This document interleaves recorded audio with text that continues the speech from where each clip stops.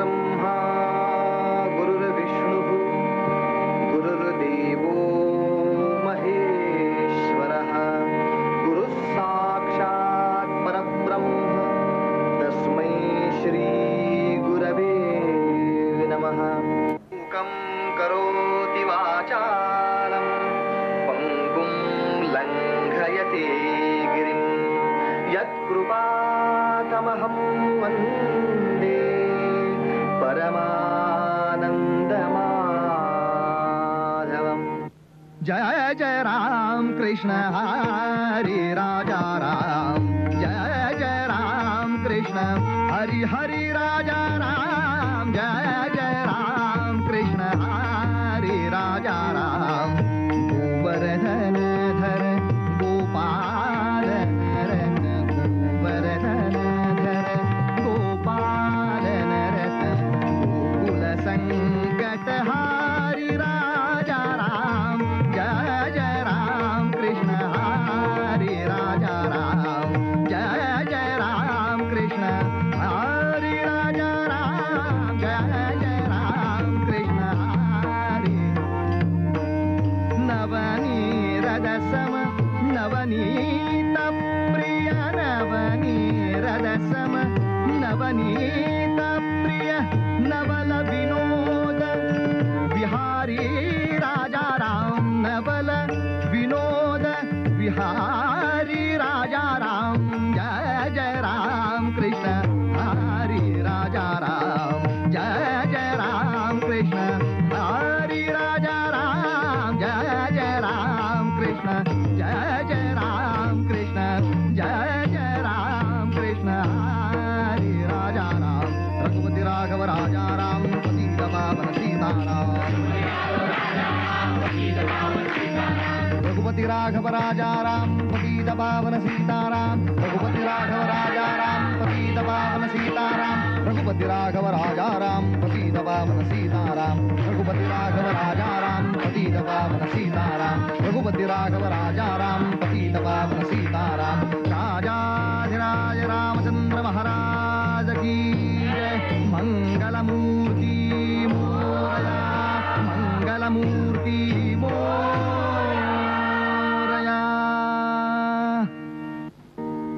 ऋणुजूणु पायी पायी, ऋणुजूणु पायी पायी, ऋणुजूणु पायी पायी, वाजताती वाळी, वाजताती वाळी, ऐकुनी फुलले, ऐकुनी फुलले मन माझे माझे माझे, ऋणुजूणु पायी, ऋणुजूणु पायी पायी, ऋणुजूणु पायी।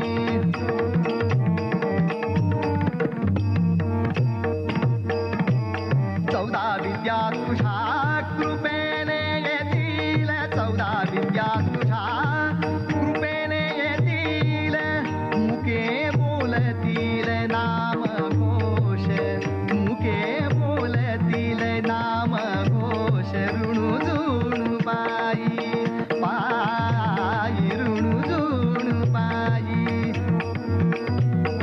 वाजताती वाळी, ऐकुनी फुलले, ऐकुनी फुलले मन माझे माझे माझे, ऋणुजूणु पायी,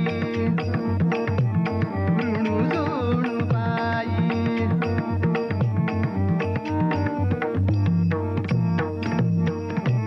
भक्तवत्सला ऐकी पार्वती नंदना, भक्तवत्सला ऐकी पार्वती नंदना, भक्तवत्सला ऐकी पार्वती नंदना, भक्तवत्सला ऐकी पार्वती नंदना।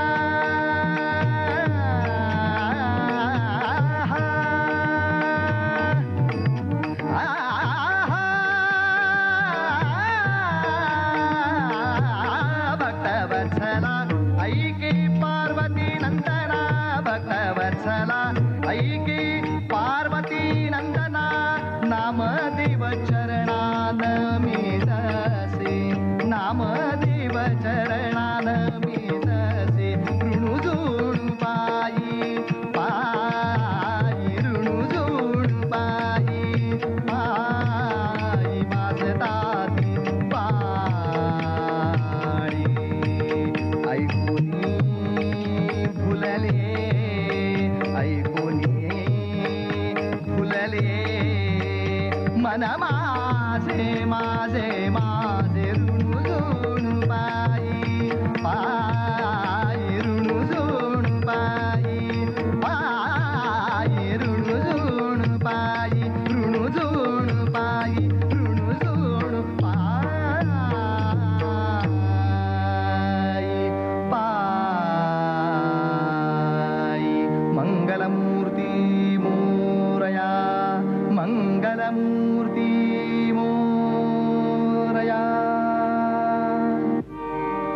वक्रतुंड महाकाय सूर्यकोटि समप्रभ निर्विघ्नं कुरु मे देव सर्वकार्येषु सर्वदा कार्यादौ मङ्गलं कुर्यात् मङ्गलं तु विना शुभम् आदौ निर्विघ्नता सिद्ध्यर्थं महागणाधिपतये नमः. आपल्याकडे शास्त्र असं आहे, कोणत्याही कार्याची सुरुवात करताना मंगल करावं, गजाननाचं पूजन करावं. कोणकोणत्या वेळी करावं हो? तर अशा वेळी शास्त्रकार सांगतात, विद्यारंभे विवाहे च प्रवेशे निर्गमे तथा संग्रामे संकटे चैव विघ्नस्तस्य न जायते. मंगलमूर्ती मोरया मंगलमूर्ती मोरया मंगलमूर्ती मोरया. विद्येच्या प्रारंभी गजाननाचं पूजन करावं आणि म्हणून आजोबा नातवाला लिहायला शिकवताना हातात पाटी द्यायचे, लहानशा बोटांमध्ये पेन्सिल धरायला लावायचे आणि पहिला धडा पाटीवर गिरवला जायचा. ओम श्री गणेशाय नमः. ओम श्री गणेशाय नमः. ओम श्री गणेशाय नमः. अक्षरांची ओळख करून देताना ग गणपतीचा शिकवला जायचा, म महादेवाचा शिकवला जायचा. आता काय झालं कोणास ठाऊक, आमचं दुर्दैव उभं राहिलं, गणपती आणि महादेव बाजूला राहिले आणि मग लोकांनी शिक्षकांना विनंती केली, बाबांनो काहीतरी दुसरं चांगलं शिकवा. मग शिक्षकांनी बदलायला सुरुवात केली, ग ग गाडग्याचा, म म मडक्याचा, सगळं फुटकं तुटकं काय म्हणून आमच्या नशिबी. बर त्याहून काहीतरी बदलू म्हटलं तर मग त्याच्या पुढे आलं ग ग गाढवाचा, म म माकडाचा. आमचे चिरंजीव काय उद्या सर्कस काढायला निघालीत की काय अशी शंका यायला लागली हो. बर त्याहून काही बदला असं म्हटलं, आता मात्र शिक्षक चिडले होते. बदलू ठीक आहे, काय ग ग गधड्याचा, म म महामूर्खाचा आणि भ सांगत नाही मंगलमूर्ती. इथपर्यंत आम्ही येऊन पोहोचलो. ग गणपतीचा, म महादेवाचा. आमच्या विद्येला असणार, आमच्या ज्ञानाला असणार हे ईश्वरी अधिष्ठानच आम्ही विसरू लागलो आहोत. आणि म्हणून आज मनुष्य विद्या संपन्न होतोय, पण तो सुसंस्कृत होतोच असं नाही. ज्ञानी होतोय, पण तो सज्जन होतोच असं नाही. आणि म्हणून या विद्येला आपल्या श्रद्धेची जोड हवी. श्रद्धावान लभते ज्ञानम. आपल्याकडे शास्त्र असं आहे, विद्या विनयेन शोभते. विनयामुळे विद्येला शोभा येते. पण काही लोक त्याच्यामध्ये बदल करून टाकतात आणि आपल्या सोयीसाठी वाक्य करतात, बुवा विद्या विनये न शोभते. आता काय सांगावं, विद्या विनये शोभते. विनय हवा, विद्येला ज्ञानाला हा विनय हवा, श्रद्धेचा पाया हवा. आणि म्हणून गजाननाचं पूजन या ठिकाणी करावं असं सांगितलंय. अहो सर्व संत महंतांनी सुद्धा गजाननाचं पूजन केलंय. ज्ञानेश्वरांनी ज्ञानेश्वरी लिहायला सुरुवात केली. मात्र प्रथम ओळ आखली आणि ताबडतोब काव्य पंक्ती आपल्या पानावर उतरल्या. ओम नमोजी आद्या, वेद प्रतिपाद्या, जय जय स्वसंवेद्या, आत्मरूपा देवा तूची गणेशु, सकल मती प्रकाशु, म्हणे निवृत्तीदासु, अवधारिजो. ज्ञानदेवांनी सुद्धा गणेशाचं पूजन केलेलं आहे. नामदेवांचा ऋणुझुणू पायी वाजताती वाळे, ऐकोनी फुलले मन माझे, हा अभंग आपण निरूपणासाठीच घेतलाय. एकनाथ महाराज सुद्धा गाथा उघडल्याबरोबर नाथांचा अभंग डोळ्यासमोर पडतो. नमन माझे गजबदना, नमन माझे गजबदना, नमन माझे गजबदना, नमन माझे गजबदना. पार्वती नंदना मोरया माझे गजबदना, नमन माझे गजबदना, गजबदना, गजबदना. नाथांकडे पाहावं, त्याबरोबर तुकोबारायांची गाथा उघडून पाहावी. तर त्यात तुकोबाराय सुद्धा गजाननाचं वर्णन करताना सांगतात. ओंकार प्रधान रूप गणेशाचे, ओंकार प्रधान रूप गणेशाचे, ते तीन देवांचे जन्मस्थान, ते तीन देवांचे जन्मस्थान. ओंकार प्रधान रूप गणेशाचे, ओंकार प्रधान रूप गणेशाचे, रूप गणेशाचे, हे रूप गणेशाचे.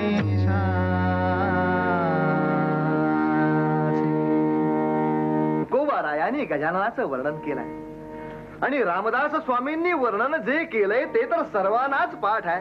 सर्वांनी म्हणायला हरकत नाही. रामदास स्वामींच्या मनोबोधामध्ये पान उलटल्याबरोबर आपल्या कार्यारंभी गजाननाचं पूजन रामदास स्वामींनी केलेलं आहे. गणाधीश जो ईश सर्वा गुणांचा, मूळारंभ आरंभ तो निर्गुणाचा. नमो शारदा मूळ चत्वारवाचा, गमो पंथ आनंत या राघवाचा. राजा महाराज की जय. जय जय रघुवीर समर्थ, जय जय रघुवीर समर्थ. गणेश ही बुद्धीची देवता आहे, विद्येची देवता आहे.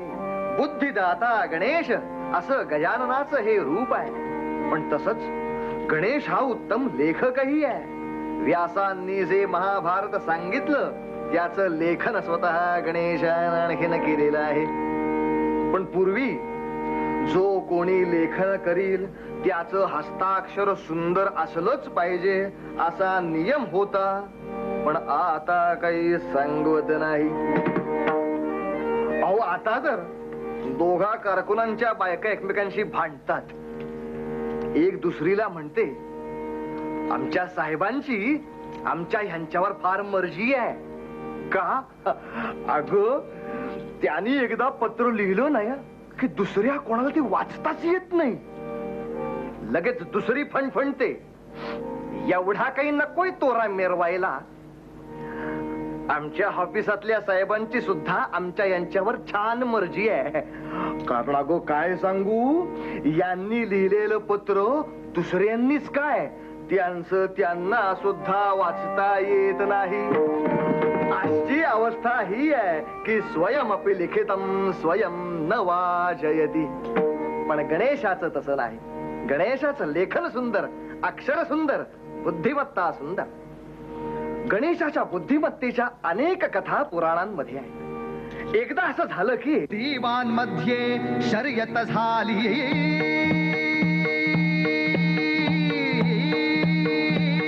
दिवांमध्ये शर्यत झाली प्रदक्षिणा करण्याची. दिवांमध्ये शर्यत झाली प्रदक्षिणा करण्याची. दीन प्रदक्षिणा पृथ्वीस घालुनी, दीन प्रदक्षिणा पृथ्वीस घालुनी चातुरी दावायाची.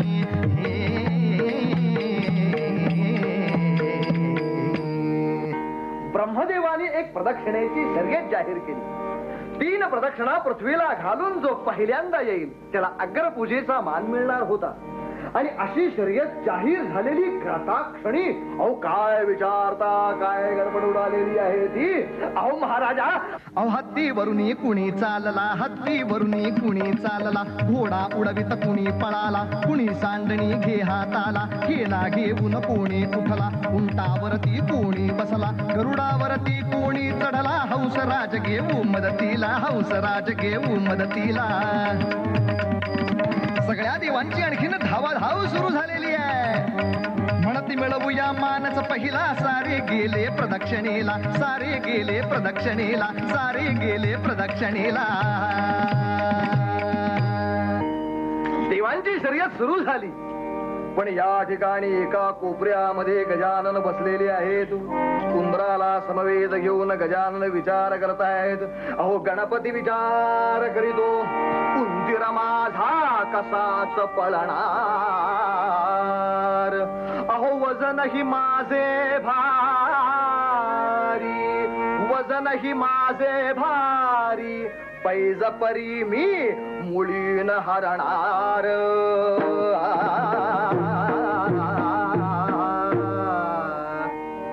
गजाननाने 2 क्षण विचार केला आणि आपल्या मूषकाला घेऊन गजानन वेगाने आपल्या मातेपाशी गेला आणि आईला सांगितलं, माते जवळी येऊन वदतो चल चल ग कैलासी. माते जवळी येऊन वदतो चल चल ग कैलासी. ध्यानस्थ हिते असती पिताजी, ध्यानस्थ हिते असती पिताजी. तू चल पैसच राशी.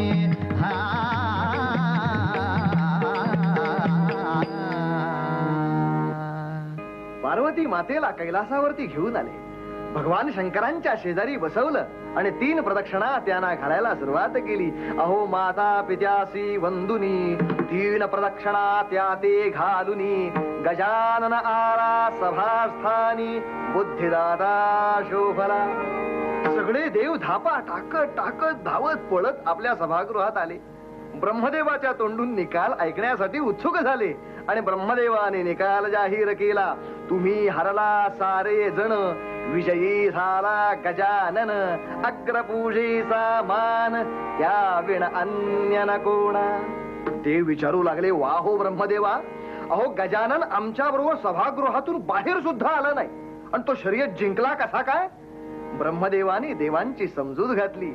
हे सर्व देव हो, आपुली माता असे पृथ्वी. पिता भगवान मूर्ती बरवी. तया टाकोनी धावा धावी. वृथा केली तुम्ही हो. मातृदेवो भव, पितृदेवो भव, आचार्य देवो भव. माता पित्यांना वंदन करून आचार्यांशी नम्र होऊन मग त्या विद्येचा आपला जो काही गर्व व्हायचा तो व्हायचा. मोठमोठे विद्यावान सुद्धा सांगतात, गुण सुमने मी वेचियली या भावे की तिने सुगंधा घ्यावी. माझ्या माता पितरांच्या साठी जर माझ्या विद्येचा उपयोग होणार नसेल, माझ्या गुरुजनांच्या कल्याणासाठी जर माझ्या विद्येचा उपयोग होणार नसेल तर ती कसपटा समान आहे. मनुष्य नम्र व्हावा, माणसाच्या मनातला अहंकार जावा, म्हणून हे संस्कार आपल्याकडे आहेत. स्वतः बुद्धिदाता गणेश एवढी मोठी बुद्धिदेवता सुद्धा पण आपल्या मात्या पित्यांच्या चरणी नम्र होते. या कथेचं हे सार आपल्या पाशी आहे. आणि म्हणून विद्यारंभे विवाहे प्रवेशे निर्गमे तथा संग्रामे संकटे शैव विघ्नस्तस्य न जायते. विवाहेच विवाहाच्या प्रारंभी गणेशाचं पूजन करावं असं शास्त्र आहे. अहो आपल्याकडे मंगल पत्रिका सुद्धा प्रथमतः गजाननाच्या चरणी ठेवतात आणि मंगल पत्रिकेचा मजकूर लिहिताना सुद्धा श्री गजाननाचे कृपे करून आमुचे येथे अमुक अमुक अमुक यांचे सपुत्र यांचा विवाह अमुक अमुक अमुक यांची सुकन्या यांच्याशी होणार असून आपण सहकुटुंब सहपरिवारे येऊन कार्यसिद्धी करावी. बरं का बुवा, कार्यसिद्धी या शब्दात खरी मजा आहे. कार्यसिद्धी याचा अर्थ ते सर्व काही जे काही मंगल कार्य चालू आहे ते कार्य सिद्ध होण्यासाठी जी जी काही लागेल ती मदत करावी. आता त्याचा अर्थ आपल्याला माहित नसल्या कारणामुळे दोन बायका लग्न मंडपात एकत्र भेटल्या रे भेटल्या, त्याबरोबर चर्चा सुरू होते. साडीची किंमत किती? दोन पुरुष एकमेकांना भेटले की चर्चा सुरू होते एकमेकांच्या पगारांची किंमत किती. आणि त्यानंतर त्रयस्थ कोणी दोघं एकमेकांना भेटले की त्यांच्यात चर्चा होते जेवायला पक्वान्ने किती. मंगलमूर्ती मोरया, मंगलमूर्ती मोरया, मंगलमूर्ती मोरया. काय सांगायचं, विवाहाच्या प्रारंभी गणेशाचं पूजन आहे. म्हणले बुवा आता कुठलं गणेश पूजन? का आमचा विवाह झाला हे रजिस्टर्ड. पण तरी सुद्धा लग्न झालं, नवीन फ्लॅट घेतला, दारावरती गणेशपट्टी लावावी आणि त्यावेळी येता जाता गणेशाचं स्मरण मनामध्ये असावं. गणेशाच्या सत्तेचं, त्या ईश्वरी सत्तेचं मनामध्ये सतत स्मरण राहावं. अहो काय सांगायचं, डोळ्यानी बघतो ध्वनी परिसतो, कानी पदी चालतो, जिव्हेने रस चाखतो, मधुरही वाचे आम्ही बोलतो, हाताने बहुसाल काम करीतो, विश्रांतीही घ्यावया, घेतो झोप सुखे फिरून उठतो, ही ईश्वराची दया. मंगलमूर्ती मोरया. या ईश्वरी सत्तेची, या ईश्वरी शक्तीची जाणीव सतत मनामध्ये असावी. म्हणून प्रवेशे निर्गमे तथा. आणि शास्त्रकार पुढच्या ओळीमध्ये सांगतात संग्रामे संकटे चैव. वा, संग्रामाच्या वेळी आणि संकटाच्या वेळी गजाननाचं पूजन करावं असं काय हो त्याच्या चरित्रामध्ये विशेष आहे? गणेश पुराणातली गजाननाची कथा फार विलक्षण आहे. लोक फार विलक्षण आहे. गजाननाच्या एका अवतार कार्यात असा उल्लेख आहे की त्याच्या अवतार कार्य ज्या भूतराष्ट्राचे प्रमुख हे भगवान शंकर आहे ते संपूर्ण भूतराष्ट्र बौद्धिक दृष्ट्या मागासलेलं होतं. माणसं अडाणी होती, रानटीपणाचे व्यवहार होते, आदिवासी पद्धतीनं जगणं चाललेलं होतं. पण बुद्धिदात्या गणेशानं ते लक्षात घेतलं. त्याबरोबर जनगणनेचं तंत्र आरंभलं. जनगणना केली, त्यामध्ये साक्षर किती, निरक्षर किती, अगदीच पढत अक्षर किती, या सर्वांची गणना केली. लगेचच्या लगेच त्यांच्या बुद्धी विकासाचा कार्यक्रम आखला आणि तो कार्यक्रम आखल्यानंतर लवकरात लवकर यशस्वीपणे राबवला. हे गणेशाचं कर्तृत्व आहे. नाहीतर मंडळी आमच्याकडे कार्यक्रम आखला जातो पण राबवण्याच्या बाबतीत विचारू नका. झाली गोष्ट अशी, आमच्या गावाकडे वृक्षारोपणाचा कार्यक्रम झाला आणि त्यासाठी म्हणून अध्यक्ष मंत्रीवर उभे राहिले, हातामध्ये माईक घेतला आणि भाषण करायला सुरुवात केली. लोक हो, आपली ही कीर्तनाची परंपरा अफळेबुवांनी जशी सांभाळलेली आहे तशी ही वृक्षारोपणाची परंपरा फार जुनी, फार थोर अशी आम्ही सांभाळलेली आहे. फार जुनी म्हणजे काय? फार थोर परंपरा. याचं कारण गेली 12 वर्ष आपण याच खड्ड्यामध्ये झाड लावतो आहे. मंगलमूर्ती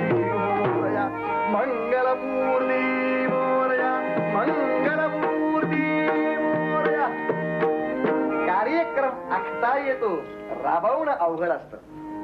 गणेशाने बुद्धी विकासाचा कार्यक्रम आखला, इतक्या यशस्वीपणे राबवला की काही काळातच संपूर्ण भूतराष्ट्र बौद्धिक दृष्ट्या, सेनेच्या शक्तीच्या दृष्ट्या, सर्व काही दृष्ट्या इतकं प्रबळ झालं की असुरांशी युद्ध करताना, असुरांशी लढाई खेळायला जाताना गजाननाच्या हाती सेनापती पद द्यावं, त्याला अग्रपूजेचा मान द्यावा आणि त्याच्या सैन्याची मदत घ्यावीच घ्यावी अशी अत्यावश्यकता देवांना वाटू लागली. हे गजाननाचं त्या ठिकाणी कर्तृत्व आहे. युद्ध कौशल्यामध्ये गजाननाने फार मोठा अभ्यास केला. काही लोकांना वाटतं की 21 ही संख्या फक्त गजाननाला मोदकासाठीच प्रिय आहे की काय, पण तसं नाही. 21 ही संख्या गजाननाच्या सैनिक रचनेचा अत्यंत आवडता आकडा आहे आणि यानुसार गजाननाने 21 21 21 अशा पद्धतीचं संख्या गणित घेऊन फार मोठी सेना उभी केली आहे. 21 गण एक गणपती, 21 गण एक गणपती, 21 गणपती गणेश, 21 गणपती गणेश, 21 त्या गणेशांचा, 21 त्या गणेशांचा गणनायक हा अधिपती एक, गणनायक हा अधिपती एक. 21 गण एक गणपती, 21 गण एक गणपती, 21 गण एक गणपती, 21 गणनायक त्यावर, 21 गणनायक त्यावर अधिकारी गणनाथ पहा, अधिकारी गणनाथ पहा, 21 त्या गणनाथावरी एव गजानन पहा उभा महागणपती या सर्वांचा, महागणपती या सर्वांचा, या सेनेचा अधिकारी. सैनिक रचना अशी घडवुनी, सैनिक रचना अशी घडवुनी महागजानन सौख्य करी. 21 गण एक गणपती, 21 गण एक गणपती, 21 गण एक गणपती. मंगलमूर्ती मोरया. आपली भारतीय संस्कृती ही मानवाला देवत्वाप्रत घेऊन जाणारी आहे, देवत्वाचा मार्ग दाखवणारी आहे, नभे नभे त्याला त्या मार्गावरून नेणारी आहे. आमचे सर्व देव हे त्या त्या काळातले प्रचंड राष्ट्रपुरुष होते, महापुरुष होते. रामचंद्र हे माणसातून देव झाले, गोपालकृष्ण माणसातून देव झाले. सर्व सर्व सर्व जे म्हणून परमेश्वर आम्ही म्हणतो ते सर्व माणसातून ईश्वर झाले. त्या त्या काळी ज्याने ज्याने प्रचंड राष्ट्रकार्य केलं, ज्याने ज्याने प्रचंड समाजकार्य केलं, ज्याने देशहित प्रचंड केलं, त्यांना आम्ही देवत्वाचा मान दिला, त्यांना देव्हाऱ्यात बसवून त्यांची पूजा आम्ही बांधली. ही आमची संस्कृती आहे. आणि तसंच या गणेशाने सुद्धा त्या काळामध्ये हे जे अलौकिक आपलं बुद्धिचातुर्य दाखवलं, त्यामुळे त्याला त्या देवत्वाचा मान मिळाला होता, अग्रपूजेचा मान मिळाला होता. गणेशानं त्याच्या बुद्धिमत्तेच्या जोरावर अनेक युद्ध टाळून सुद्धा फार मोठे विजय मिळवलेत. तुम्ही म्हणाल युद्ध टाळून विजय? होय महाराजा, तसंच झाली. गोष्ट अशी की रावणाने शंकरांची तपस्या आरंभली.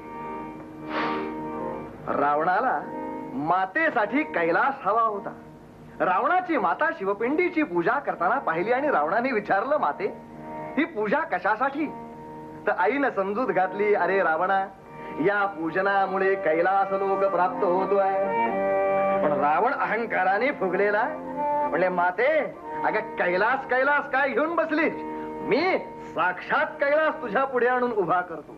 आणि म्हणून कैलास पर्वत उचलण्यासाठी रावण तिथे आला. 20 हातांची शक्ती कैलासाला लावली. कदकदा कैलास पर्वत हलवायला सुरुवात केली. पर्वत डळमळू लागला. सगळे शिवगण गडबडू लागले. पार्वती माता भयभीत झाली. तिनं सांगितलं, भगवान शंकरा हो काय चाललंय? ओ पर्वत असा डळमळतोय कसा? भगवंतानी सांगितलं, पार्वती माते, अगं माझ्या भक्ताची क्रीडा चालली आहे.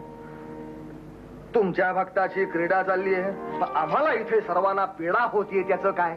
हा खेळ थांबवा बरं आधी तुम्ही. भगवान शंकराने डावा हात दाबला. कैलास पर्वत खाली दाबला गेला आणि त्याबरोबर रावणाचे 20 हात त्या खाली अडकले. आणि हे झाल्याबरोबर रावणाने आर्त सुरामध्ये शंकरांचं गुणगान करायला सुरुवात केली. शंकरा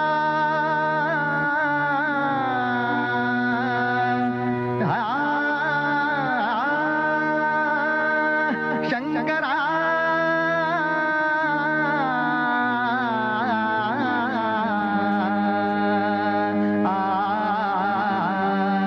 हेची सुखद शिवनाम शुभंकर, हेची सुखद शिवनाम शुभंकर, हेची सुखद शिवनाम शुभंकर, हेची सुखद शिवनाम शुभंकर. जय गंगाधर जय गिरिजावर, जय गंगाधर जय गिरिजावर, हेची सुखद शिवनाम शुभंकर, हेची सुखद शिवनाम. नीलकंठ शिव धवला तनुवर, नीलकंठ शिव धवला तनुवर, तीन नेत्र नरशिरमाला धर, तीन नेत्र नरशिरमाला धर, चंद्रकलाधर शशि शीतल धर, हेची सुखद शिवनाम शुभंकर, हेची सुखद शिवनाम शिवनाम शिवनाम.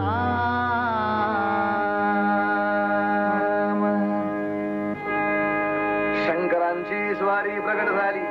भगवान शंकर प्रसन्न झाले. विचारलं रावणा, अरे कशासाठी एवढी तपश्चर्या आरंभली आहेस? रावणाने सांगितलं, भगवान शंकरा, मला कैलास पर्वत हवा. माझ्या मातेसाठी मला कैलास पर्वत हवा. शंकर म्हणाले, वेडा आहेस, अगदी वेडा आहेस. अरे कैलास पर्वत काय घेऊन बसलास? मी माझं आत्मलिंग तुला देतो. त्याची जर 3 वर्ष पूजा करशील तर असे हजारो कैलास निर्माण करता येतील, एवढी दिव्य शक्ती तुझ्यामध्ये येईल. पण रावणा, एक गोष्ट मात्र लक्षात ठेव, याची पूजा करताना जो वरी न पावशी तुझी नगरी, तो वरी न ठेवी भूमी वरी, 3 वर्षे पूजा करी तूच ईश्वर होशील. असा आशीर्वाद रावणाला मिळाला.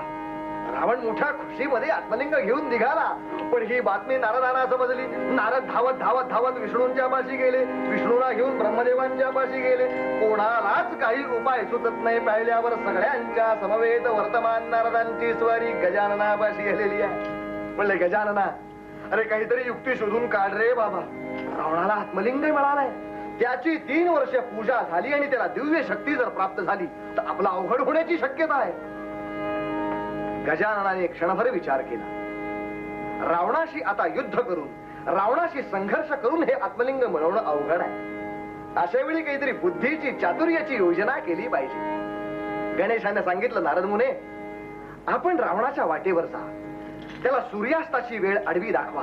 सूर्यास्ताला संध्यावंदन करायची एकदा गळ घाला. तोपर्यंत मी येतोच आणि काहीही करून आत्मलिंग मिळवीन, लक्षात ठेवा. आणि एवढं ऐकल्याबरोबर नारद ऋषींची स्वारी आकाश मार्गाने मनोवेगाने निघाली.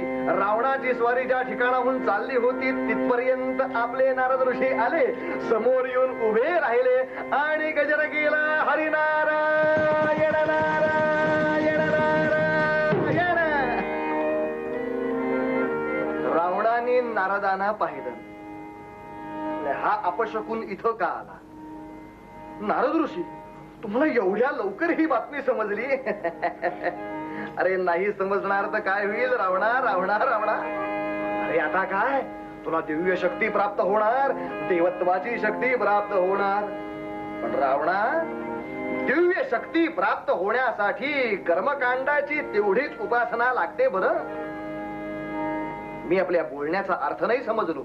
अरे अर्थ काय घेऊन बसलायस? अरे रावणा, हा सूर्यास्ताचा समय होत चालला. हो, मग सूर्यास्ताच्या वेळी संध्यावंदन केलं पाहिजे, सूर्याला अर्घ प्रदान केलं पाहिजे.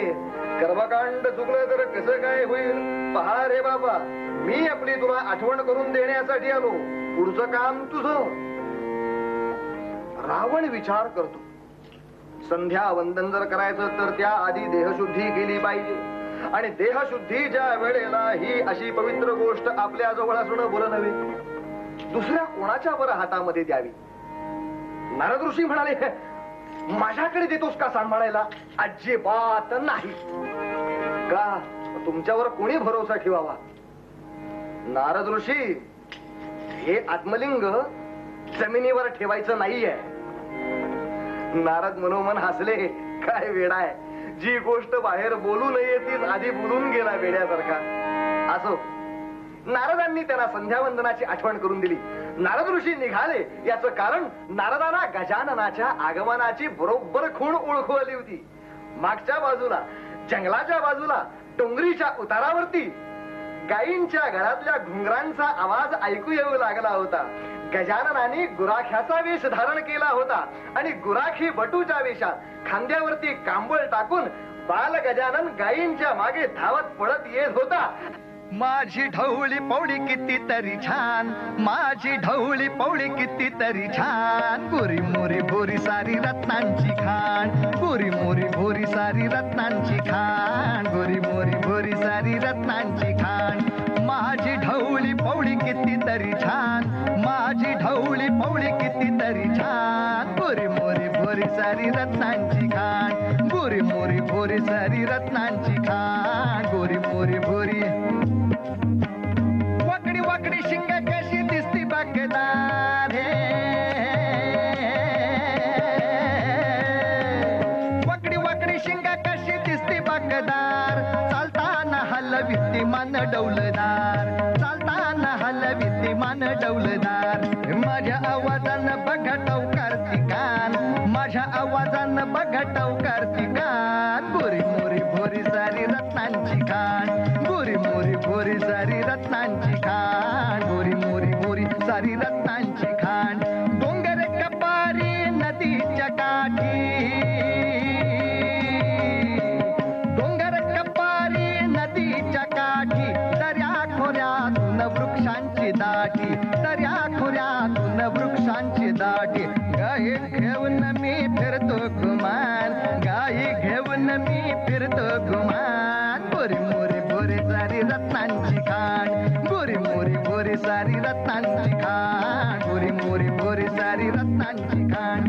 माझी ढवळी पौडी किती तरी छान, माझी ढवळी पौडी किती तरी छान. गोरी मोरी भोरी सारी रत्नांची खाण, गोरी मोरी भोरी सारी रत्नांची खाण, गोरी मोरी भोरी सारी रत्नांची खाण. बाल गजाननाने त्या ठिकाणी धावत पळत येऊन रावण महाराजांच्या समोर उभे ढकलेले आहेत. रावणाने पाहिलं, हे पोर चांगला आहे, गुराखी बटू दिसतोय, डोक्याने बेताचाच असेल. त्याला बोलावून घेतलं. अरे बटू, हुशार दिसतोस, सज्जन कुळातला दिसतोस, थोर कुळीचा दिसतोस. गजाननाने रावणाकडे पाहिलं. रावण महाराज, आपण एवढे थोर श्रीमंत, आपण माझ्याशी एवढ्या सलगीनं एवढ्या प्रेमाने बोलायला सुरुवात करताय. तुमच्यासारखे श्रीमंत आमच्यासारख्या गरिबांशी एवढ्या प्रेमाने बोलायला लागतायत. मला उगाच शंका वाटू लागली, निवडणुका जवळ आल्या की काय तुम्ही केव्हापासून प्रेमात येऊ लागलात? बघ, हा सूर्यास्त व्हायला लागला का नाही? मग त्यावेळी संध्यावंदन करायला हवं का नाही? हो हो. मग त्यापूर्वी देहशुद्धी व्हायला हवी का नाही? व्हायलाच हवी. मग त्यावेळी अशी पूजेची किंवा पवित्र गोष्ट आपल्या हाती असून चालेल का बरं? हे बघ, मी ताबडतोब येतो, अगदी लगेच येतो. तोपर्यंत अगदी काही काळपर्यंत एवढं आत्मलिंग आपल्या हाती सांभाळ आणि अगदी गळ घालून सगळी मिनतवारी करून कसं बस गणपतीच्या हातामध्ये आत्मलिंग दिलं आणि रावणाची स्वारी झाडी आड तिकडे निघून गेली. गजाननाने त्या आत्मलिंगाकडे पाहिलं, खुश झाले. वरती ढगांच्याकडे पाहता आकाशाकडे नजर फेकली तर सगळ्या देवांची दाटी झालेली होती. देव सगळे ढगांच्या आडून आडून पाहत होते.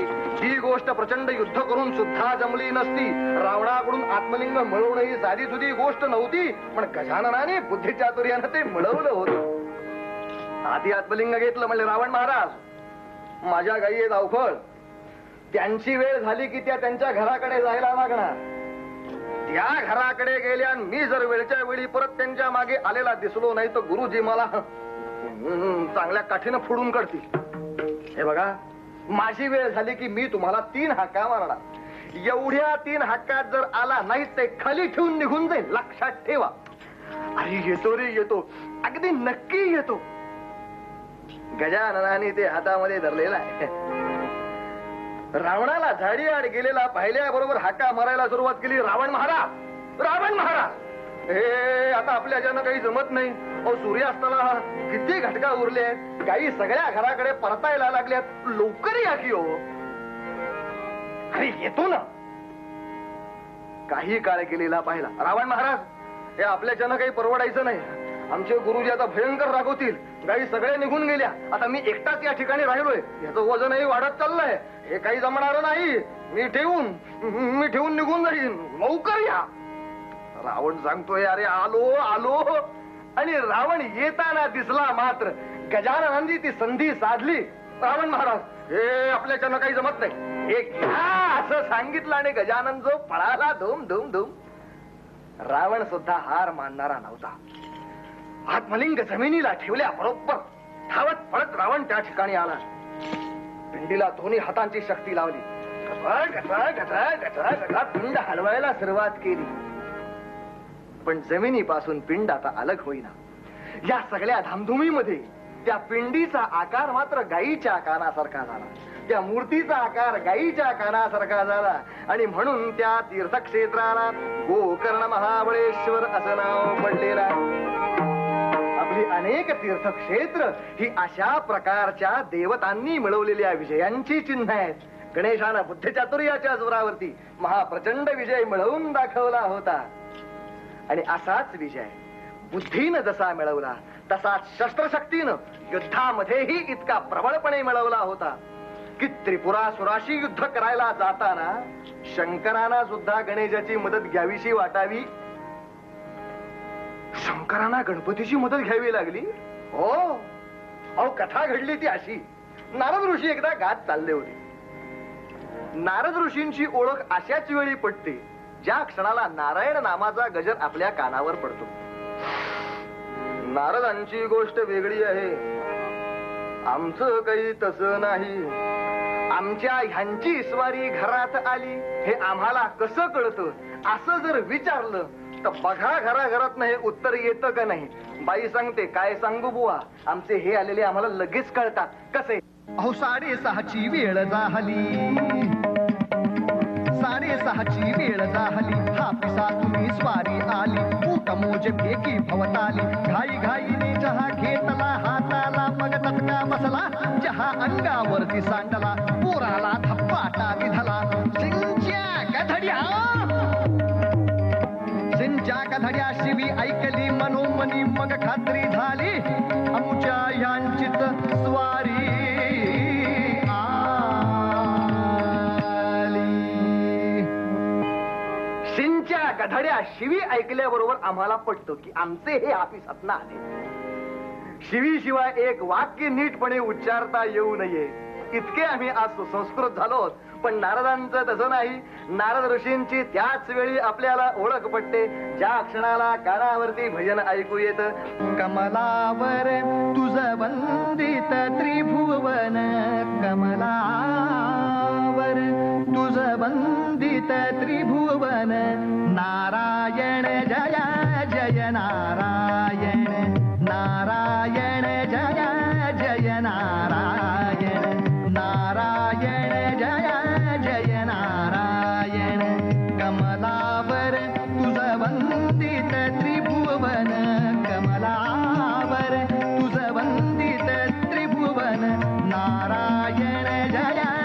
जय नारायण नारायण जय जय नारायण नारायण जय जय नारायण जगा निर्मुनी रक्षी सदया जगा निर्मुनी रक्षी सदया नेसी तू ही जगता विलया तू अविनाशी तुझ हे वंदन तू अविनाशी तुझ हे वंदन नारायण जय जय नारायण नारायण जय जय नारायण नारायण जय जय नारायण नाम सुमंगल राहो वदनी नाम सुमंगल राहो वदनी रूप मनोहार बाहो नयनी रूप मनोहार बाहो नयनी हृदयी राहो एकच चिंतन हृदयी राहो एकच चिंतन नारायण जय जय नारायण नारायण जय जय नारायण नारायण जय जय नारायण हरिनारायण नारायण नारायण. नारद ऋषी गात चालले आणि अरण्यातून जाता जाता जाता असा एक भयंकर शब्द ऐकला, नारदा भजन बंद का. नारदांना आश्चर्य वाटलं, मला भजन बंद करायला सांगणारा कोण हा पुरुष. नारदांनी हे विचारलं, कोण मला सांगतोय भजन बंद करायला. कोण सांगतोय, जरा डाव्या हाताला वडाच्या झाडाखाली बघ. आणि नारद ऋषींनी हळूच वाकून जे पाहिलं ते भगवान शंकरांची स्वारी बसलेली, दाढी फिसकटलेली, मिशा फेंदारलेल्या, जटा विस्कटलेल्या, असं ते उग्र आणि व्यग्र स्वरूप ध्यान पाहिलं. नारद ऋषी धावत घेतले, अहो भगवान शंकरा शंकरा शंकरा, अहो शंकरा, उमा महेश्वरा, पार्वती रमणा, कैलासपते, देवाधिदेवा, महादेवा, शंकर देवा, शंकरराव देवा, तुम्ही इकडं कुठं. शंकराने सांगितलं, नारदा माझा हा अवतार पाहिलास. पाहिला, मग सांग बरं माझं असं का झालं ते. नारदाने सांगावं, हे चांगलंय, आपल्याकडे न्याय काय आहे. तुम्ही काय झालं ते सांगा, मग मी काय झालं ते सांगतो. काय झालं, माझा पराभव झाला. नारद ऋषी सांगतात, तुमचा पराभव. अहो लाभस्तेषां जयस्तेषां कुतस्तेषां पराजयः येषां इंदीवरश्यामो हृदयस्थो जनार्दनः. अहो त्यांचा लाभच होतो, त्यांचा जयच होतो, त्यांचा पराजय होईल कुठून. शंकर म्हणले, माझा पराजय झाला. त्रिपुरासुराशी मी युद्ध करायला गेलो आणि माझा पराभव झाला. का झाला सांगशील. नारदांनी सांगितलं, शंकरा मी कारण सांगेन, का पराभव झाला ते सांगेन, पण आधी राग होणार नाही असं वचन दिलं पाहिजे. असं कशासाठी. कशासाठी म्हणजे काय, आधी वचन द्या. अरे नाही, खरंच नाही रागवणार, खरंच रागवणार नाही. राग सोडणं एवढं सोपं असतं तर काय पाहिजे होतं. आणि ते सुद्धा भगवान शंकरांनी राग सोडणं म्हणजे काय. अहो साध्या माणसांची नाही, त्रेधा तिरपीट उडते. आमच्या शेजारच्या गंपू भटजींनी काशीला जाऊन राग सोडला. तीर्थयात्रेला म्हणून जावं, गंगेच्या किनारी जावं आणि कोणती तरी वस्तू त्याग करावी अशी आपल्याकडच्या परंपरेला अनुसरून त्यांनी राग सोडला. ही बातमी आमच्या शहरात आली. मात्र भटजीबुवा स्टेशनापासून घरापर्यंत येईपर्यंत जे 4 चौक लागायचे, 4 चौक, त्या 4 चौकात 4 पोरं उभी राहिली भटजींच्या स्वागतासाठी. आता भटजी 12 वाजताच्या गाडीनं येणार, 12 वाजता नक्की घरी येणार हे साधारण ध्यानात धरून मी 12 वाजता त्यांच्या स्वागतासाठी घरी येऊन थांबलो होतो.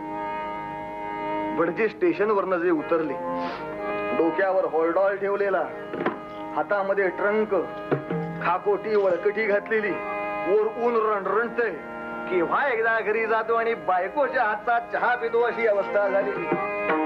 अशा अवस्थेत भटजी बुवांनी स्टेशन पार केलं न केलं तोच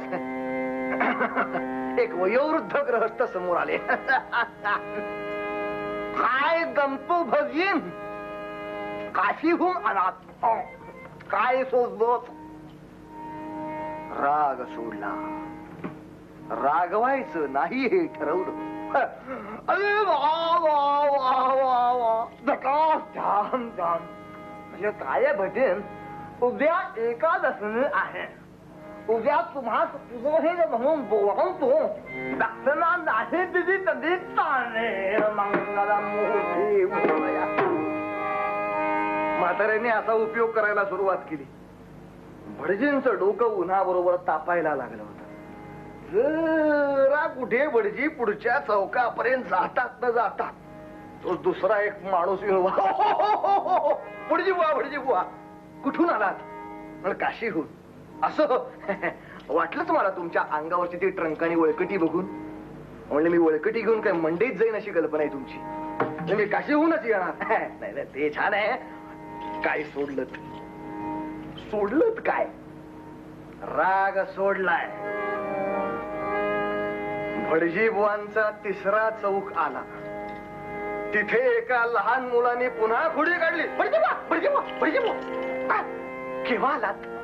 आत्ताच येतोय. काही सोडलं? राग सोडलाय मेल्या. त्या पोराच्या टपलीत एक बसली आणि आता समोर आपल्या घराचं दार दिसतंय. त्या फाटकातून केव्हा एकदा आत जाऊन घरात बसून पाण्याचा ग्लास तोंडाला लावील असं झालेलं असताना नेमका घराच्या दारासमोर मी उभा असलेला त्यांना दिसलो. मी काही विचारलं नाही. मला हे अलीकडं काही झालेलं माहित नाही. तरी सुद्धा मला पाहता क्षणी भटजी बुवा एकदम आमच्या अंगावर खेकसले. डोक्यावरची वळकटी खाली टाकली, ट्रंक आपटली आणि समोर बघून म्हणले, 50 वेळेला सांगतोय अजून मी राग सोडलाय म्हणून कुणी ऐकत नाहीये. एवढं सगळं झालं. त्यांचा थोडा पारा खाली आल्यानंतर विचारलं, भटजी बुवा नक्की काय सोडलं? मंगलमूर्ती. तेव्हा भगवान शंकरा, राग सोडणं एवढं सोपं नाही. तुम्ही मला रागवणार नाही हे वचन पहिल्यांदा द्या. शंकरांनी वचन दिलं. सांग बर का माझा पराभव झाला? मग नारदांनी विचारलं, भगवान शंकरा, आपण त्रिपुरासुराशी युद्ध करायला जाण्यापूर्वी गजाननाची पूजा केली होती काय? एवढे शब्द ऐकले मात्र आणि भगवान शंकरांनी आपले डोळे एवढाल्या ट्रकच्या टायर एवढे केले. नारदा, हे शिकवता पोरांना. गणपती माझा कोण? तुमचा मुलगा. मी त्याचा कोण? ऑटोमॅटिकली बाप. मग हे शिकवता बापांनी मुलाची पूजा करावी, मी मुलाची पूजा करावी. नारद म्हणले, महादेवा आपण कोप करू नका, पण झाली गोष्ट काय ती तुम्हाला सांगतो. शंकरा, अहो तुमचा मुलगा झाला जिल्हा परिषदेचा अध्यक्ष, तुम्ही राहिलात ग्रामसेवक, त्याला मी गाय गुरु. त्या ठिकाणी तो मान दिला पाहिजे शंकरा. आणि हे पहा, मी जी तुम्हाला पूजा करायला सांगितली ती बाह्योपचार पूजा नव्हे. नुसत्या बाह्योपचार पूजेचं गंध पुष्प फूल वाहून जी पूजा केली जाते त्याचं महत्व तर आहेच आहे, पण त्याही पेक्षा जास्त महत्व आहे अंतरपूजेचं, अंतरनिष्ठांचं, त्याच्या गुणांच्या पूजेचं, त्याच्या कौशल्याच्या पूजेचं, त्याच्या साह्याच्या पूजेचं, त्याच्या चतुरपणाच्या पूजेचं. ही पूजा, ही गणेश पूजा, ही गणेशाच्या गुणांची पूजा जशी नारदांनी शंकरांना शिकवली. त्रिपुरी पौर्णिमेला आपल्या शंकरांच्या कडून त्रिपुरासुराचा वध करावला, ती पूजा, ती गजाननाच्या पराक्रमाची पूजा आपल्या सर्वांच्या मनामध्ये रुजावी म्हणून गजाननाचा अभंग या ठिकाणी पूर्वरंगासाठी घेतलेला आहे. ऋणझुण पायी वाजताती वाळे, ऋणझुण पायी वाजताती वाळे, ऋणझुण पायी वाजताती वाळे, ऋणझुण पायी, ऋणझुण पायी, ऋणझुण पायी. मंगलमूर्ती मोरया, मंगल मंगलमूर्ती मोरया. जय गजानन मोरया. श्री गजानन जय गजानन जय गजानन मोरया. श्री गजानन जय गजानन जय गजानन मोरया. श्री गजानन जय गजानन जय गजानन मोरया. श्री गजानन जय गजानन जय गजानन मोरया. श्री गजानन जय गजानन जय गजानन मोरया. श्री गजानन जय गजानन जय गजानन मोरया. श्री गजानन जय गजानन जय गजानन मोरया. श्री गजानन जय गजानन जय गजानन मोरया. श्री गजानन जय गजानन जय गजानन मोरया. श्री गजानन जय गजानन जय गजानन मोरया. श्री गजानन जय गजानन जय गजानन मोरया. श्री गजानन जय गजानन जय गजानन मोरया. श्री गजानन जय गजानन जय गजानन मोरया.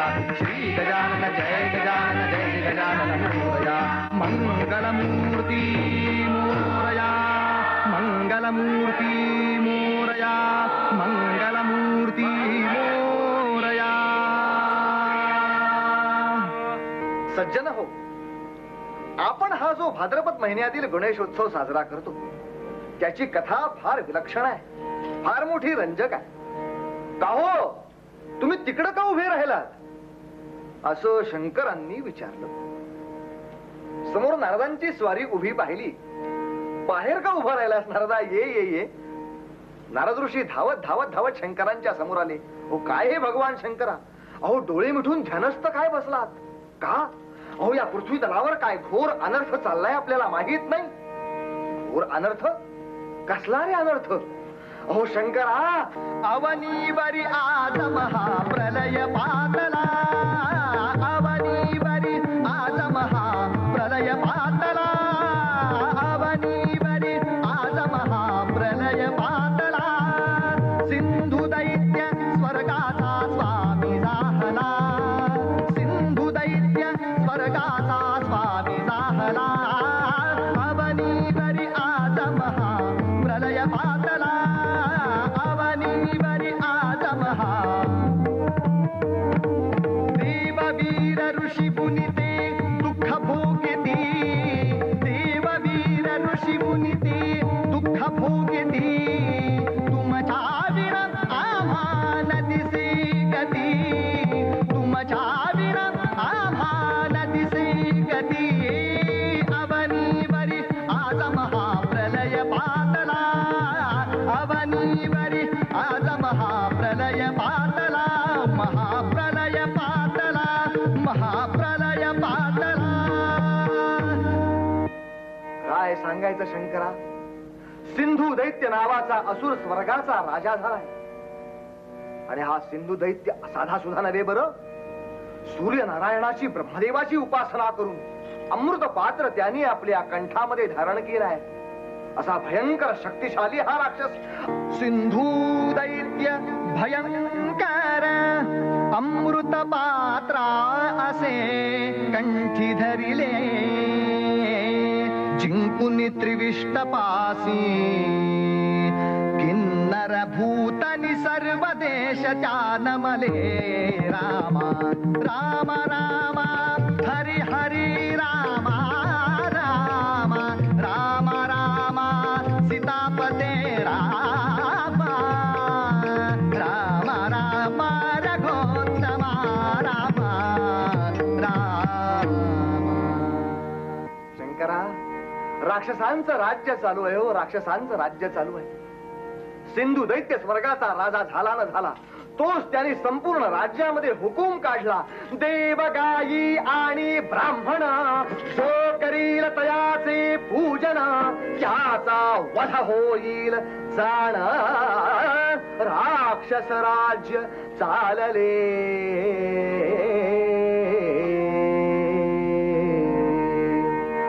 राक्षस राज्याची काय दुर्गती वर्णू शंकरा, काय दुर्गती सांगू. मंदिरे पाडिली सारी मदिरेची केली दुकाने. मंदिरे पाडिली सारी मदिरेची केली दुकाने. देवास पालथे करुणी त्यावरुनी चालत जाणे. देवास पालथे करुणी त्यावरुनी चालत जाणे. ब्राह्मणास किंमत नाही अपमानी ज्ञानी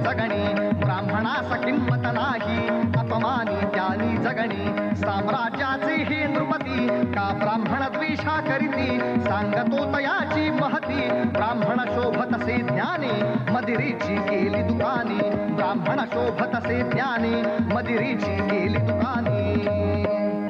पुराणामध्ये ब्राह्मण हा जो शब्द येतो हा जातीवाचक येत नसून गुणवाचक येतो. व्यासोच्छिष्टम जगत सर्वम असं ज्या व्यासांबद्दल आम्ही बोलावं ते स्वतः महर्षी व्यास सुद्धा कोळणीच्या पोटी जन्माला आलेले आहेत. रामायण महाकाव्य सांगणारे वाल्मिकी महर्षी सुद्धा पूर्वी दरोडेखोर होते म्हणून कथा होती, पण त्याने ज्ञान संपादन केलेलं आहे. आणि एकदा का ज्ञान संपादन केलं की तो ब्रह्मपदाला पोचला, तो ब्राह्मण पदाला पोचला. असे जे ज्ञानी, असे जे ज्ञानवंत, अशी विचारवंत माणसं संपूर्ण समाजात क्रांतीची वारे पसरवतात. क्रांतीचे वारे पसरवले जातात. स्वाभिमानानं समाजाला जगण्याची शिकवण हे देतात आणि अशा आसुरी साम्राज्याला हे शह द्यायला शिकवतात. म्हणून साम्राज्यांच्या नृपतींची बरोबर ह्यांच्यावर नजर असते. सर्वजण दुःख भोगतायत शंकरा, सर्वजण दुःख भोगतायत. काही काळातच सिंधू दैत्याची सेना हिमाचलावरती येऊन थडकल्याशिवाय राहायची नाही. लवकर काहीतरी उपाय करा. शंकराने ही क्षणभर उपाय योजला, मनामध्ये विचार केला. संगे पार्वती घेऊन या शंकरानी केली किमया शिवगणांसहित त्या समया दक्षिण पंथा चालती.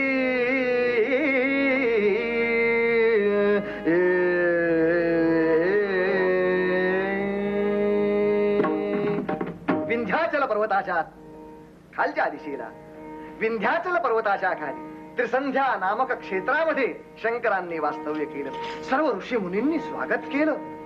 आश्रमामध्ये दिवस कंठायला सुरुवात झाली, पण पार्वती माता उदास दिसत असे. पार्वती मातेच्या चेहऱ्यावरचं हसू गेलं होतं. शंकराने विचारलं, पार्वती तू एवढी उदास का? तेव्हा पार्वती सांगते, शंकरा मी उदास असू नको तर काय करू? का? आम्हाला हिमालय पर्वत सोडून, कैलास पर्वत सोडून, आमचं भूत राष्ट्र सोडून, आमच्या स्वतःच्या स्वामित्वाचं, आमच्या हक्काचं राष्ट्र सोडून इथं परक्याच्या दारी आश्रितासारखं राहावं लागतं. अशा वेळी मी आनंदात असावं, अशा वेळी मी सुखामध्ये असावं. खरंच शंकरा, अहो काय कमी आहे हो आमच्या सेनेमध्ये. देवांच्या सेना आहे, इंद्राची सेना आहे, सर्व आर्य राजांच्या चांगल्या सशस्त्र आणि सुसज्ज सेना आहे. इतकं असून सुद्धा सिंधू दैत्यावर आम्हाला विजय मिळवता का येऊ नये? काय कमी आहे आमच्यामध्ये? कोणत्या शौर्याची कमी आहे म्हणून आम्हाला आश्रितासारखं आज राहावं लागतंय? शंकराने समजूत घातली, पार्वती पार्वती ऐक, काही काळ असंच असतं.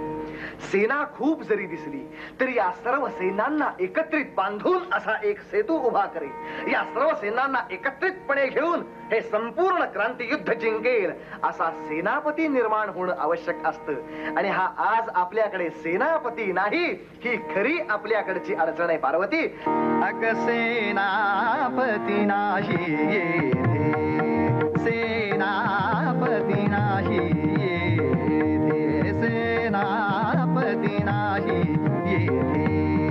जरी सैन्य बहुत हे गमते, जरी सैन्य बहुत हे गमते, सेनापती नाही येथे, सेनापती नाही येथे, सेनापती नाही येथे. आपुलाची पुत्र भावा, आपुलाची पुत्र भावा,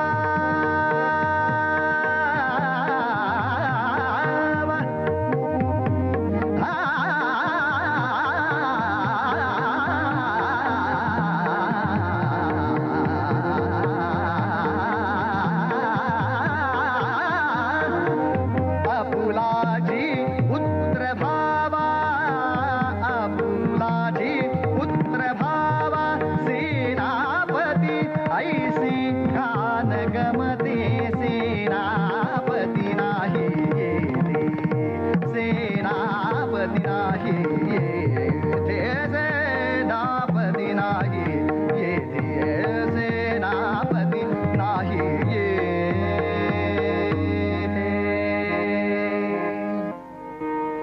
शंकरांनी हे सांगितल्यावर पार्वती माता म्हणाली, आपलाच मुलगा सेनापती व्हावा, आपल्या पुत्रानं हे सेनापतीपद स्वीकारावं असं का नाही वाटत आपल्याला? शंकरांना आनंद झाला. पार्वती माते, जर तुझ्या मनामध्ये देवांच्या राष्ट्राच्या मुक्तीची एवढी दुर्दम्य इच्छा आकांक्षा असेल तर निश्चित हा दुष्टांचा विनाशक पुत्र आपल्या पोटी जन्माला येईल, नक्की येईल. आणि काही काळातच पार्वती मातेच्या अंगावर पुत्र लक्षणे दिसू लागली. मोठ्या कौतुकानं शंकरांनी डोहाळे विचारले. पार्वती मातेला डोहाळे लागावेत, त्रिशूळ धारण करावा, अश्वावरून फिरावं, वीरश्रीचे डोहाळे पार्वती मातेला लागले. आणि आम्ही काय करावं? आम्ही कौतुकाने विचारलं, काय खावंस वाटतं, काय लिहावंस वाटतं, काय प्यावंस वाटतं, काय करावंस वाटतं? तर समोरच्या बाईंनी सांगितलं, अफळे बुवा, बाकी काही वाटत नाही, पण राखुंडी खावीशी वाटते.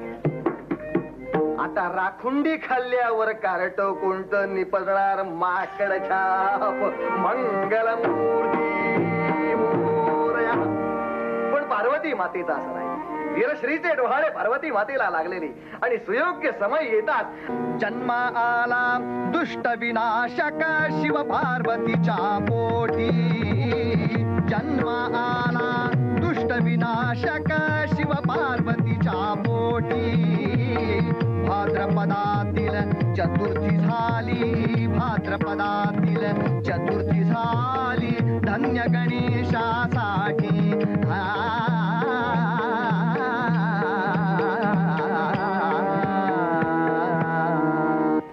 गणेशाचा जन्म झाला. कला कलानी गुणागुणानी गणेश वाढू लागला आणि 5व्या वर्षी या गणेशाची मुंज करायची ठरली, उपनयन करायचं ठरलं. पण या मुंजीच्या समारंभामध्ये सुद्धा एक मेघ होती. या मुंजीच्या निमित्तानं सर्व पराभूत झालेले आर्यराजे, सर्व सेनापती, सर्व सेना, सेनाध्यक्ष, प्रांताध्यक्ष, राजाध्यक्ष, न्यायाध्यक्ष, ऋषी, मुनी, तीर्थकरी, यात्रेकरी हे सगळे जण एकत्र या ठिकाणी ऋषींच्या आश्रमात जमणार होते. उपनयनाच्या निमित्ताने जमणार होते आणि त्या ठिकाणी देवांच्या राष्ट्राच्या स्वतंत्रतेचा विचार मांडला जाणार होता, त्यावर विचार होणार होता. ही बातमी सिंधू दैत्याला लागली. मात्र सिंधू दैत्याने 2 राक्षसांची योजना केली.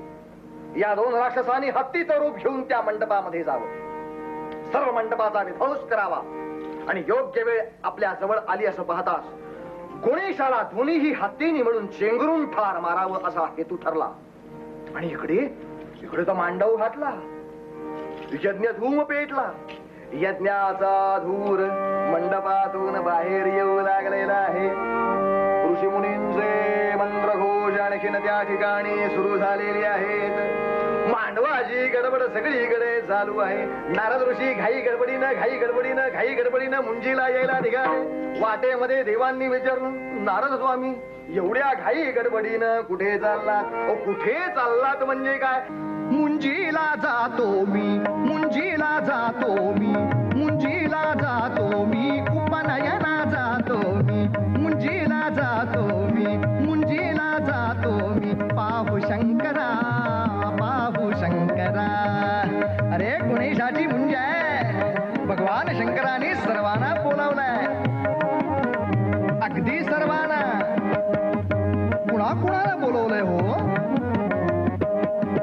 उत्सव बहुथोर होत, उत्सव बहुथोर होत, मिळतील भूपाल अमित, मिळतील भूपाल अमित. सुर नर मुनी सर्व येत, सुर नर मुनी सर्व येत, नट नर्तक सकल जमत, नट नर्तक सकल जमत. न मिळे अशी मौज पुन्हा, न मिळे अशी मौज पुन्हा.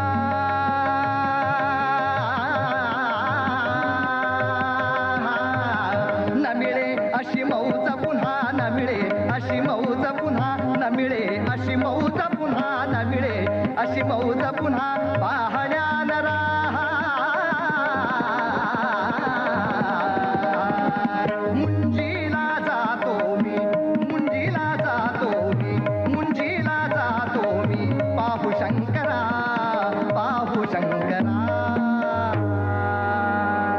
नारद सर्व जणांच्या समवेत मुंजीला हजर झाले. मंत्रघोष सुरू झाला. मात्र दोनही दैत्यांनी हत्तीचं रूप घेतलं. मंडपाच्या शेजारच्या द्वारामध्ये 2 हत्ती टपून राहिले आणि मुंजीचा विधी सुरू होतो न होतोच अरे धडा धडा धडा धडा आवाज झाला हत्ती आली धावून. धडा धडा धडा धडा आवाज झाला हत्ती आली धावून. गुणेशावरी मारायाला गुणेशावरी मारायाला दैत्य रूप घेऊन.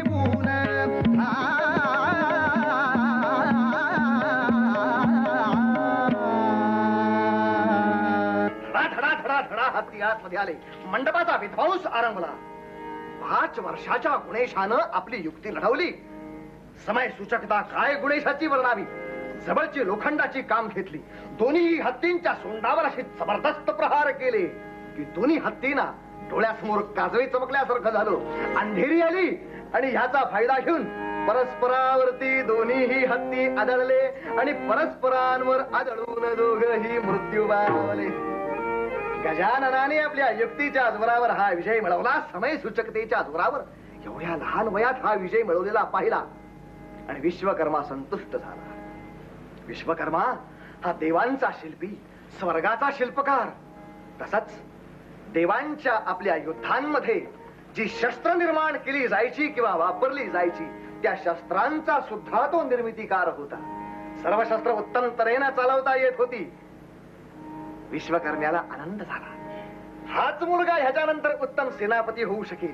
याची धिटाई, याचं शौर्य हे सेनापती पदाला अत्यंत योग्य आहे हे समजूत आपल्या विश्वकर्म्याची झाल्याबरोबर गुणेशाला शस्त्रास्त्र शिकवली. सगळ्या ऋषी कुळातल्या ऋषींच्या आश्रमातल्या पटूंना शस्त्रास्त्र शिकवायला सुरुवात झाली. त्यांची फौज उभी राहायला लागली. त्याबरोबर देवांच्या फौजा गणेशाच्या अधिपत्याखाली येऊन बळायला लागल्या. ऋषींच्या फौजा आल्या. आर्य राष्ट्रांच्या फौजा एकत्र जमायला लागल्या आणि आता उत्तरेकडे प्रयाण करावे असा आपला बेत ठरला. पण उत्तरेकडे जात असताना सिंधू दैत्याला बातमी लागता कामा नये. काय युक्ती करावी, काय युक्ती करावी असं मनात येत न येत तोच कानावर शब्द आले, हरिनारायण नारायण नारायण. युक्ती पाहिजे म्हटलं की नारदांची स्वारी समोर उभी. नारदाने सांगितलं, शंकरा हो कसला विचार करता आहात. ब्रह्मदेवांच्या 2 कन्या वृद्धी आणि सिद्धी यांच्याशी गजाननाचा विवाह निश्चित करावा आणि त्यांच्या लग्नासाठी हे वऱ्हाड चाललेलं आहे अशी आपण बतावणी करावी. म्हणजे सिंधू दैत्याला बातमी लागणार नाही. सज्जन हो, कथा ऐकताना लक्षात येईल की अशीच बतावणी छत्रपती शिवाजी राजांनी शाहिस्ते खानाच्या स्वारीच्या वेळेला केलेली होती. हे गणेशाच्या चरित्रातून राजे शिकलेले होते. गणेशानं ती बतावणी करायची ठरवली. शंकरांची योजना निश्चित झाली आणि एकदा योजना निश्चित झाल्याबरोबर काय, अरे उत्तरेस चालू लागे सैन्याचा मेळा. उत्तरेस चालू लागे सैन्याचा मेळा. उत्तरेस चालू लागे सैन्याचा मेळा. मोठा झाला सोहळा झाले गणही गोळा. असा चाले सेना सागर, असा चाले सेना सागर. सागर हो गणनाथ होता बरोबर जी जी. होता बरोबर जी जी. होता बरोबर जी जी. कमलासुर महायोद्धा विरोध करी. धाम गणेशा धाम. कमलासुर नावाचा योद्धा उभा राहिलेला पाहिला.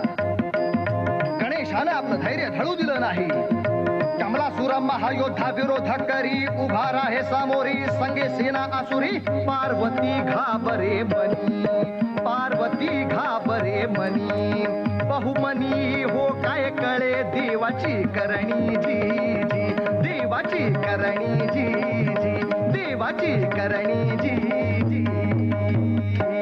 कमलासुर समोर उभा राहिल्याबरोबर कमलासुराने विचारायला सुरुवात केली, कुठे निघाला. उत्तरेकडे निघालो. कशासाठी निघालात. लग्नाचं वऱ्हाड घेऊन निघालो. कमलासुराने पाहिलं, वा गणेशा, एवढं सगळं शस्त्रास्त्रांनी सुसज्ज केलेलं सैन्य आपण घेऊन जात आहे. हे मला डोळ्यासमोर दिसत असताना सुद्धा तुम्ही कशासाठी चाललेला नक्की आहात हे मला कळू नये. इतके वेडे असायला आम्ही काय भारतीय राजे आहोत. आम्हाला बरोबर कळलंय गणेश, तुम्ही कशासाठी चाललाय ते. राक्षसानो, वाट कशाची पाहता? ज्या सेनापतीला पकडण्यासाठी आम्ही थांबलो होतो तो हा गणेश. बंदिवान करा गणेशाला. आणि ही आज्ञा कमलासुराची ऐकताच गणेशानंही आपल्याला आज्ञा दिली. सिद्धवाजणी रणरंगणी, सिद्धवाजणी रणरंगणी, सिद्धवाजणी रणरंगणी. आद्यापिहा पुत्र गर्जुनी, सिद्धवाजणी रणरंगणी, सिद्धवाजणी रणरंगणी, सिद्धवाजणी रणरंगणी. सर्व गणांना सिद्धता करायला सांगितली. गणेशाची सर्व सेना कमलासुराच्या सेनेवर तुटून पडली. हे दैत्यांना नवीन होतं. आपलं नाव ऐकताच समोरच्या सेना पळत सुटतात हा आपल्याला इतिहास माहित होता. पण ही पहिल्यांदा गणेशाची आर्य राष्ट्राची सेना नजरेसमोर आली की आव्हानाला प्रत्याव्हान, उत्तराला प्रत्युत्तर अशी देणारी सेना समोर पाहता क्षणी मग मात्र कमलासुर घाबरला. समोर त्याची मांडणी गणेशाची चाललेली पाहिली. सैन्याची व्यूहरचना सुरू झालेली पाहिली. अरे, ही माणसं म्हणजे नुसतीच काही पुण्य नाहीत, नुसतीच काही टोळ भैरव आलेले नाहीत. हे प्रशिक्षित आहेत. हे आपलं शिक्षण घेतलेले सेनाधिकारी आहेत का? अरे मांडणी छान अशी केली, मांडणी छान अशी केली, गणेशानं भली सेना रची गेली. मांडणी छान अशी केली, गणेशानं भली सेना रची गेली. व्यूह असा केला, व्यूह असा केला, असा केला व्यूह असा केला. जरी अल्प सैन्य भासते खूप शत्रूला, जरी अल्प सैन्य भासते खूप शत्रूला. अशी अस्त्र फेरवे बिन थोड सैन्याची जोड, पुरती खोड पुरी जिरविली. दाणादाण केली, दाणादाण केली. आपुले सैन्य राखले शत्रूची होळी, आपुले सैन्य राखले शत्रूची होळी. किती धूर धुराळा उडला गगनांतरी, किती धूर धुराळा उडला गगनांतरी. माणसान दिसे माणूस रणा भीतरी, पराभूत केला हो दैत्य रणा भीतरी, पराभूत केला हो दैत्य रणा भीतरी. कमलासुर पळू लागला धरून त्या आणला सांगती त्याला.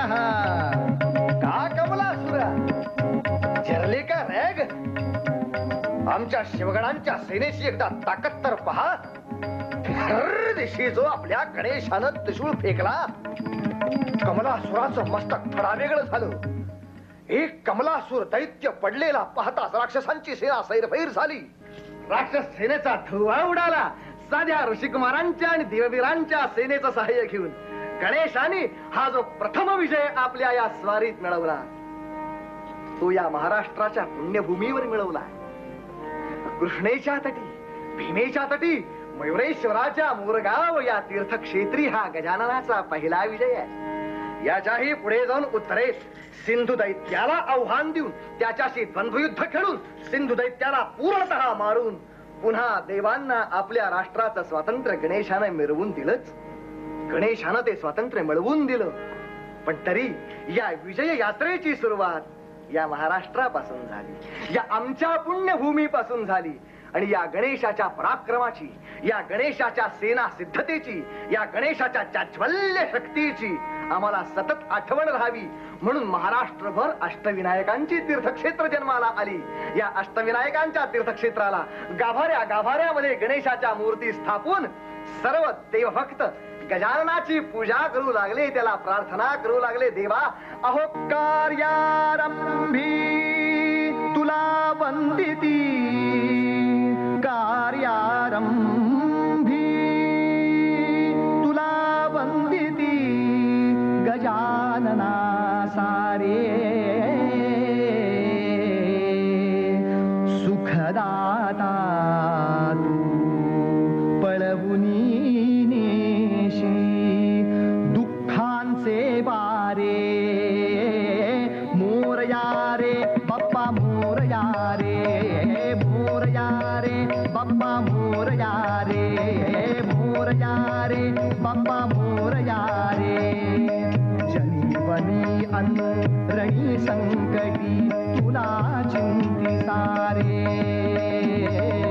विद्यारंभी समयी तुला बंदी सारे हे अविघ्न होई कार्य त्यांचे अविघ्न होई कार्य त्यांचे पार्वती तनया रे मोरया रे बाप्पा मोरया रे मोरया रे बाप्पा मोरया रे मोरया रे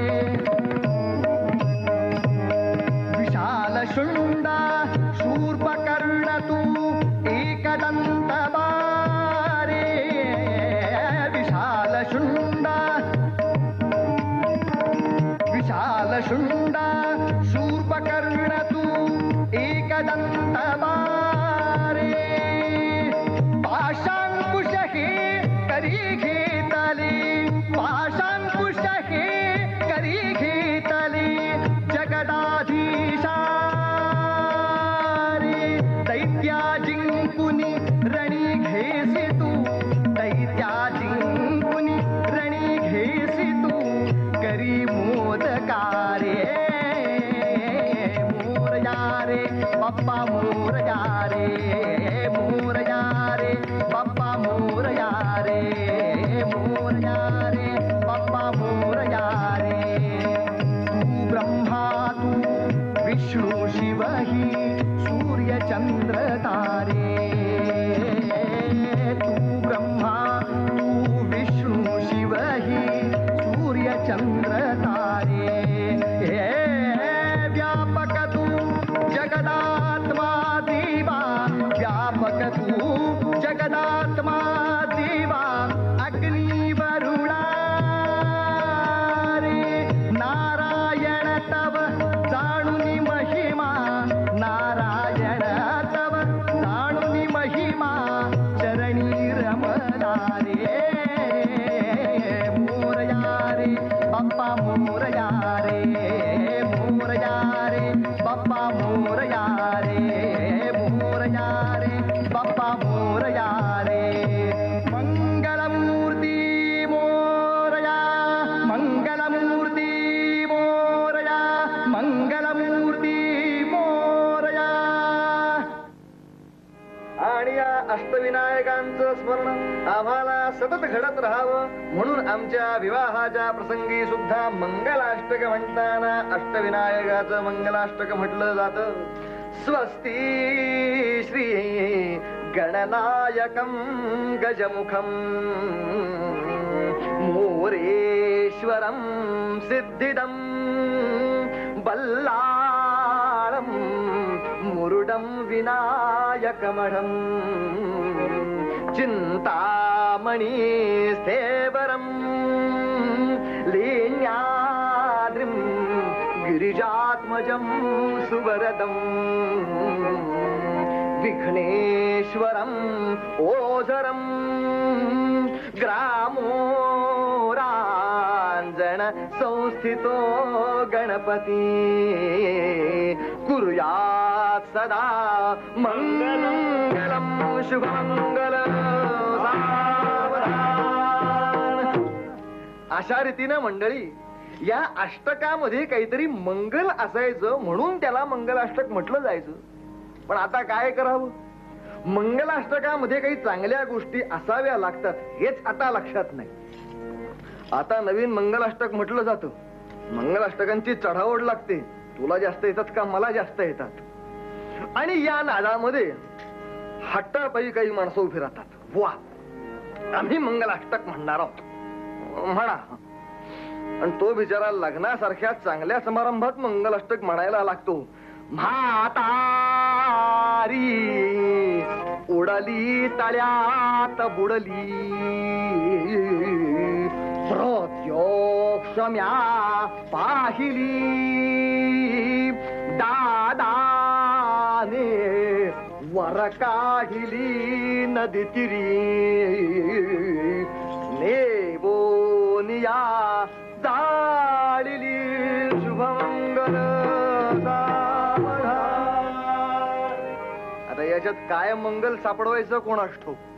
पण मंगल असावं या अष्टविनायकांचं स्मरण आपल्या मनामध्ये राहावं ही गणेश पूजा ज्याने ज्याने म्हणून केली ते सर्वजण ईश्वराचे अवतार समजले गेले. शेवटी अवतार अवतार म्हणजे काय हो?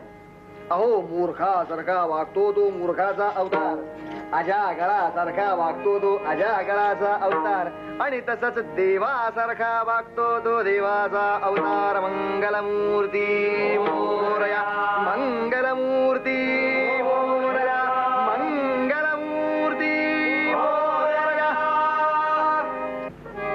दुष्टांचा नाश आणि साधूंचा प्रतिपाल करून धर्मसंस्थापना करण्यासाठी जे जे म्हणून ही इंद्ररत्न ह्या जगामध्ये या देशामध्ये जन्माला आली ते सर्व ईश्वराचेच अवतार गणले गेले. त्यांना ईश्वराच्या अवताराचीच महत्ता प्राप्त झाली. धर्मस्थापनेचे नर ते ते ईश्वरी अवतार झाले आहेत, पुढे होणार देणे ईश्वराचे. समर्थ रामदासांनी आम्हाला हे सांगून ठेवलंय. समर्थांच्या समकालीन असं या महाराष्ट्राचे परमदैवत ईश्वरी अवतार म्हणून गणले गेलेले छत्रपती शिवराय. या छत्रपती शिवाजी राजांना सुद्धा बालवयातच जिजामाऊली या पुण्याच्या पुण्यभूमीमध्ये घेऊन आल्या. लाल महालामध्ये बैठकी रंगू लागल्या, मावळ्यांची सैन्य जमा होऊ लागली, आणि जिजामाऊलींनी छत्रपतींच्या हातून अवघ्या वयाच्या 16व्या वर्षी या पुण्यामध्ये सोन्याचा नांगर फिरवला. स्वराज्याच्या प्रतिष्ठापनेसाठी सगळी भूमी नांगरून घेतली, आणि त्याची सुरुवात सुद्धा कसबा गणपतीच्या स्थापनेने झाली. आदौ निर्विघ्नता सिद्ध्यर्थम महागणाधिपतये नमः. गजाननाची पूजा बांधण्यामध्ये आली. या बाह्योपचार पूजेबरोबर छत्रपतींनी गजाननाची अंतरपूजा सुद्धा केली, गुणांची पूजा केली, पराक्रमाची पूजा केली, आणि म्हणून शाहिरांच्या तोंडी त्यांचं नाव असं उभं राहिलं. चारी खंडात झाले बहुवीर, चारी खंडात झाले बहुवीर, पराक्रमी धीर त्यात रणशूर, सर्वहुन श्रेष्ठ शिवाजी खास, सर्वहुन श्रेष्ठ शिवाजी खास, षड्गुण ऐश्वर्य संपत्ती जास, म्हणून अवतारी म्हणू आम्ही त्यास जी, म्हणून अवतारी म्हणू आम्ही त्यास जी, म्हणून अवतारी म्हणू आम्ही त्यास जी. एकनिष्ठ सद्गुरु भक्ती, एकनिष्ठ सद्गुरु भक्ती, तशीच सुविरक्ती चरणी लोळे मुक्ती, गुरु दक्षिणा मागता जास, राज्य अर्पियले उदारपणे खास, म्हणून अवतारी म्हणू आम्ही त्यास जी, म्हणून अवतारी म्हणू आम्ही त्यास जी, म्हणून अवतारी म्हणू आम्ही त्यास जी.